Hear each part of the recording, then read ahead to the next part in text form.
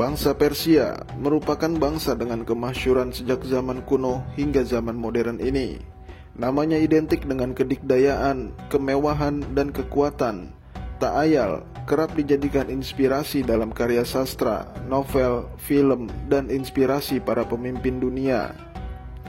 Mereka muncul dari suku-suku Iran yang tak begitu diperhitungkan dalam persaingan antar peradaban ketika itu. Namun kenyataannya, mereka mampu menjadi adidaya dan memimpin hampir seluruh negeri-negeri beradab selama berabad-abad lamanya. Di balik kebesaran negeri Persia, ada satu nama yang tak bisa dilepaskan darinya, yaitu Cyrus Agung atau Cyrus II. Tanpa takdir penaklukannya, mungkin kita tidak akan mengenal Persia seperti sekarang ini. Mungkin bahkan Alexander Agung tidak pernah membawa Makedonia Yunani ke puncak kejayaannya, sehingga tidak pernah ada sejarah Helenisme.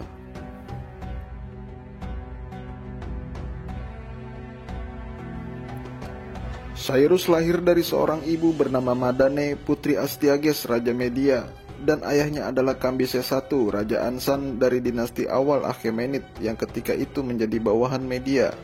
Astyages tidak pernah membayangkan bahwa cucu dari putrinya yang dinikahi dengan orang Persia itu akan menggulingkan kekuasaannya di kemudian hari. Karena yang ia tahu, Kambises adalah seorang raja yang tenang dari dinasti kecil yang begitu setia kepadanya. Menurut kisah yang berkembang sebagaimana diceritakan oleh Herodotus, Astyages mengalami dua mimpi, yaitu banjir dan kemudian serangkaian tanaman merambat yang menghasilkan buah muncul dari panggul putrinya Madane dan menutupi seluruh kerajaan.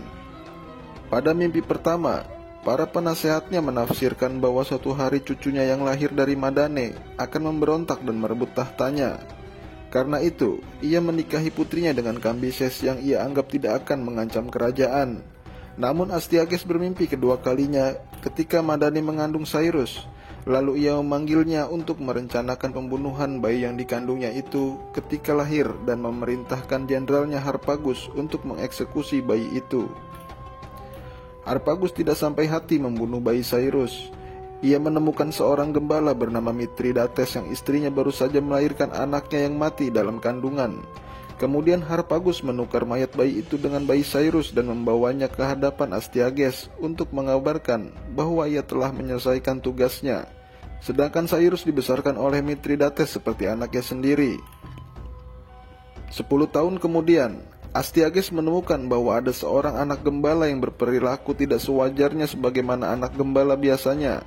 Ia lalu memerintahkan untuk membawa anak itu ke istana untuk diinterogasi bersama ayah angkatnya. Mithridates akhirnya mengakui apa yang telah terjadi.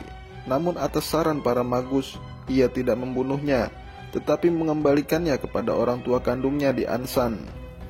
Kini, Astyages begitu marah kepada Harpagus dan hendak melakukan pembalasan terhadapnya. Ia memanggil anak Harpagus ke istana, lalu memotong-motongnya menjadi beberapa bagian, memanggang dan merebusnya. Setelah itu ia mengundang Harpagus untuk menghadiri jamuan makan besar di istananya. Harpagus yang tidak mengetahui hal tersebut lantas menikmati hidangan dengan lahap.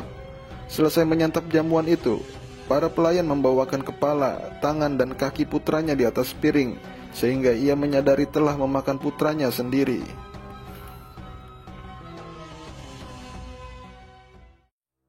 Pada tahun 559 sebelum Masehi, Cyrus naik tahta menggantikan ayahnya. Harpagus yang memiliki dendam setelah kejadian menjijikan itu mendukung Cyrus untuk memberontak kepada Media. Astyages menempatkan Harpagus sebagai komandan tentara Media untuk menghadapi Cyrus sebelum akhirnya membelot bersama para bangsawan dan sebagian tentara. Setelah pemberontakan selama 3 tahun, yaitu pada tahun 553 sebelum Masehi hingga 550 sebelum Masehi, Cyrus dan pasukannya berhasil menguasai Media dan menyatukan seluruh kerajaan Persia yang sebelumnya berada di bawah Media.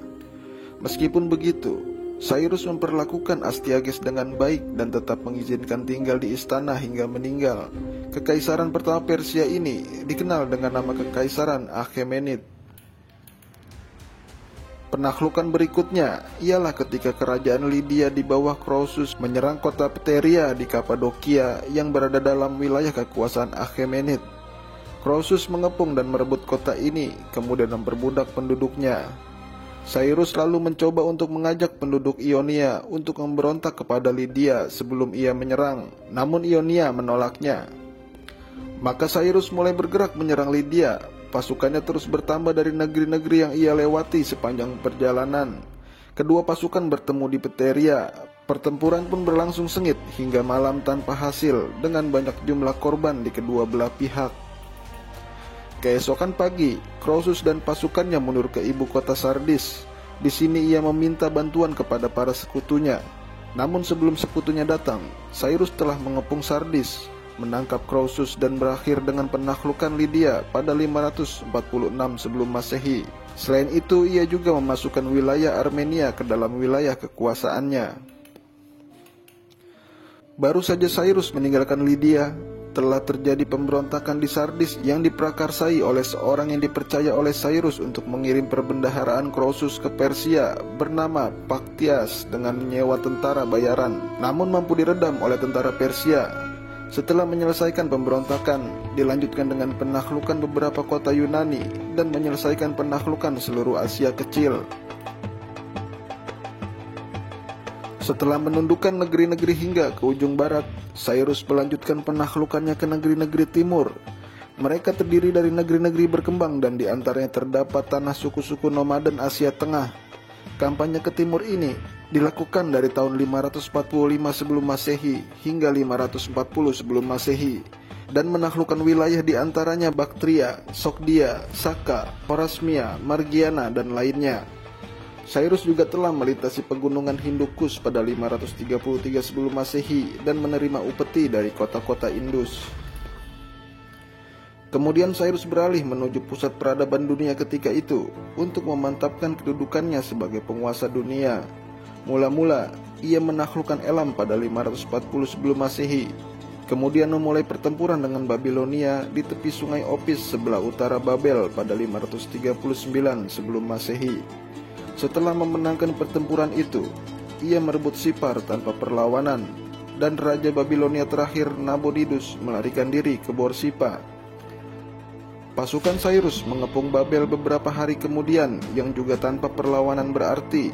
Sebagian besar penduduk menyambutnya untuk berada di bawah pemerintahannya. Sebagian pasukan Babilonia juga mendukungnya dan bergabung dalam pasukannya. Pada 29 Oktober 539 sebelum Masehi, akhirnya Cyrus memasuki kota Babel setelah berhari-hari berusaha menembus benteng Babel yang terkenal tak tertembus pada zamannya. Nabonidus pun menyerah.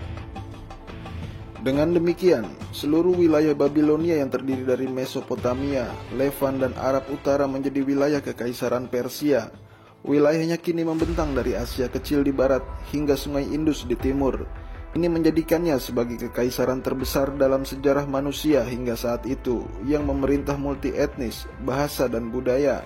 Untuk mengendalikan wilayah luas ini, Cyrus membentuk pemerintah otonom yang mengelola negara bagian bernama satrap sebagai raja bawahan. Selain pencapaian karir militer dan politik, ia juga terkenal karena pencapaiannya dalam hak asasi manusia. Cyrus dikenal sebagai raja bijaksana yang tidak berlaku semena-mena di negeri yang ia taklukkan, sebagaimana yang dilakukan para penakluk lainnya. Kebijakannya menguntungkan bagi rakyat dan membawa kedamaian serta meningkatkan taraf hidup mereka. Cyrus dianggap sebagai pembebas, mengakhiri penderitaan dan mengembalikan orang-orang terlantar. Salah satunya ialah mengakhiri penawanan Babilonia bangsa Yahudi yang ia fasilitasi untuk kembali ke tanah Israel dan membangun kembali bait suci mereka. Tidak heran jika ia begitu dicintai orang-orang di masanya dan menjadikannya sebagai pahlawan. Sejarawan Yunani Xenophon menyatakan bahwa Cyrus memperlakukan rakyatnya seolah-olah anaknya sendiri, sementara rakyatnya menghormatinya sebagai ayah mereka. Hingga Alexander Agung sejak masa kecilnya tergila-gila pada Cyrus. Penaklukan Cyrus juga menandai era baru dalam peta politik dunia timur dekat kuno, di mana berakhirnya imperium-imperium Mesopotamia dan Semit Timur. Lebih lanjut, penerusnya hingga masa Darius Agung meluaskan wilayah di puncak kejayaan Achaemenid hingga Balkan dan mengakhiri dinasti Mesir. Mulai saat ini, budaya, bahasa, agama dan peradaban Persia adalah yang paling berpengaruh hingga berabad-abad setelahnya.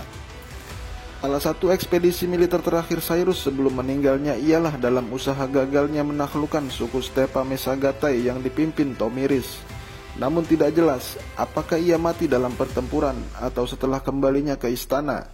Ia meninggal pada 530 sebelum Masehi, memerintah selama hampir 30 tahun dan kerajaan diteruskan oleh putranya Kambises II. Kekaisaran Achaemenid bertahan hingga tahun 330 sebelum Masehi setelah ditaklukkan oleh Makedonia.